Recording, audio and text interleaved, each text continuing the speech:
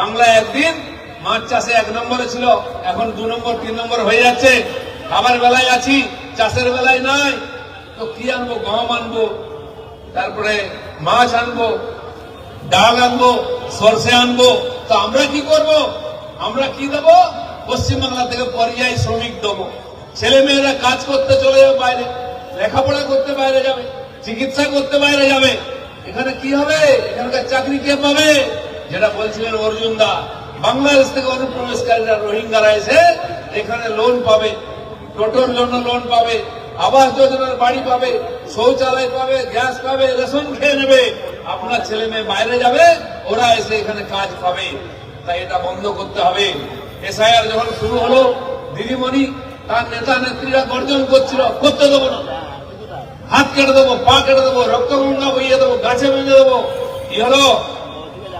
আজ শুনুন দিদিমণি কলকাতা থেকে কুচবিহার চিৎকার করছেন, ইলেকশন কমিশনকে চিঠি লিখছেন, বন্ধ করুন, বন্ধ করুন। কেন? ভাইপো যাচ্ছে ইলেকশন কমিশনে দেখা করতে, বলছে আমার কান মুলে দিয়েছে, আমাকে আঙুল দেখিয়েছে, আমি রাস্তায় গড়াগড়ি দেবো, আমি সভা করব। কেন? এসআইআর তো সারা দেশে হচ্ছে, 2 সপ্তাহ নয়, বিহারে 65 লক্ষ নাম বাদ গেল, এখানে 1 কোটি যাবে, 58 গেছে খালি, বাকি রাজ্যে রাজ্যে যাচ্ছে। এখানে মরা কান্না কেন? না, মনে হচ্ছে যেন এসআইআর হয়ে গেলেই টিএমসি সরকারটা পড়ে যাবে। আর সত্যি সত্যি পড়বে। মমতা ব্যানার্জি জিতে আসেন ভবানীপুর থেকে, সেখানে 44,500 নাম বাদ গেছে। ববি হাকিম কি বলছেন? যত নাম বাদ দিন, আমাকে হারাতে পারবেন না।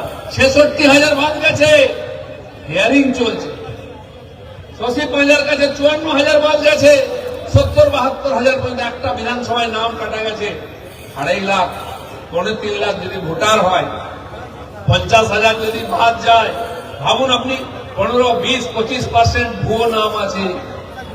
আর তার থেকে 20-30,000 পেলে ওটাই লিড। বিজেপি টিএমসি ভোট গলায় গলায়, অনেক জায়গায় আমরা এগিয়ে আছি, খালি ভুয়ো ভোটটা মেরে দিয়ে জিতে যাচ্ছে, ওইটা বাদ যাচ্ছে, দুধ আর জল জল হয়ে যাচ্ছে। তাই এত চিৎকার চেঁচামেচি, এত চিন্তা। আর জেনে রাখুন, ইলেকশন কমিশন বলে দিয়েছে, যত যাই করো, একটা ভুয়ো নামও থাকতে দেবো না। আর যারা অরিজিনাল ভোটার ডকুমেন্ট আছে, তাদের নাম বাদ দিতে দেবো না। এমন গামছার মতো নিংড়চ্ছে না, এমন নিংড়াচ্ছে, খালি ঝরঝর করে জল পড়ছে। টিএমসির অবস্থা দেখুন, সব ভুলে গেছে এখন। খালি এসআইআর বন্ধ করো, ভোটার বাঁচাও, পারবে না। চেষ্টা করে দিল বিহারে, কত চিৎকার চেঁচামেচি, ভোট চোর গদ্দি ছোড়। একজন 50-52 বছরের যুব নেতা আছে, এই স্লোগান দিয়েছিল। ভোট শেষ হতে উনি গায়েব হয়ে গেছেন, বুঝে গেছেন কি হবে, বুঝে পাওয়া যাচ্ছে বিদেশে। আর রেজাল্ট কি বেরোলো? বিহারের লোক ভালো করে পালিশ করে দিয়েছে। এমন দূরবীন নিয়ে দেখতে হচ্ছে কংগ্রেস কোথায় আছে, বাকি পার্টি কোথায় আছে। আর যে ভোট চোর বলেছিল, তাকে খুঁজে পাওয়া যাচ্ছে। কেন?